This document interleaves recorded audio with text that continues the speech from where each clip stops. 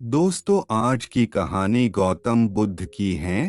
तो चलिए बिना देरी के कहानी शुरू करते हैं। एक दिन गौतम बुद्ध अपने शिष्यों के साथ एकदम शांत बैठे हुए थे। उन्हें इस प्रकार बैठे हुए देख शिष्य चिंतित हुए कि कहीं वह अस्वस्थ तो नहीं है।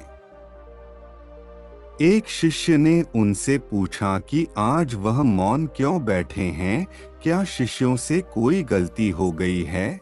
इसी बीच एक अन्य शिष्य ने पूछा कि क्या वह अस्वस्थ हैं, पर बुद्ध मौन रहे। तभी कुछ दूर खड़ा व्यक्ति जोर से चिल्लाया, आज मुझे सभा में बैठने की अनुमति क्यों नहीं दी गई है। बुद्ध आंखें बंद करके ध्यान मग्न हो गए। वह व्यक्ति फिर से चिल्लाया, मुझे प्रवेश की अनुमति क्यों नहीं मिली।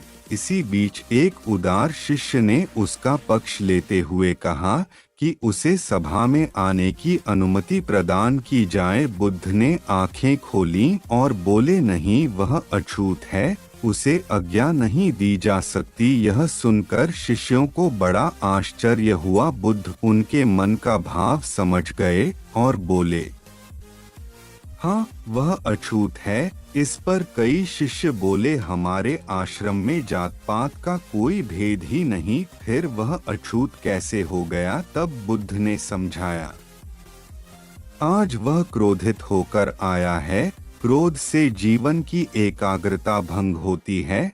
क्रोधी व्यक्ति प्राय मानसिक हिंसा कर बैठता है।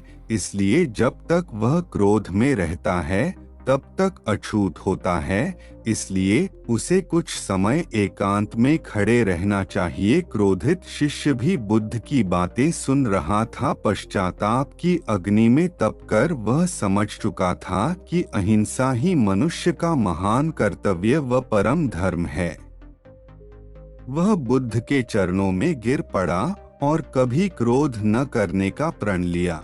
शिक्षा आशय यह है कि क्रोध के कारण व्यक्ति अनर्थ कर बैठता है और पश्चाताप उसे बाद में होता है, जिसका कोई लाभ नहीं मिलता। इसलिए हमें क्रोध नहीं करना चाहिए। असल मायने में क्रोधित व्यक्ति अछूत हो जाता है और उसे अकेला छोड़ देना चाहिए। क्रोध करने से तन, मन और धन तीनों की हानि होती है।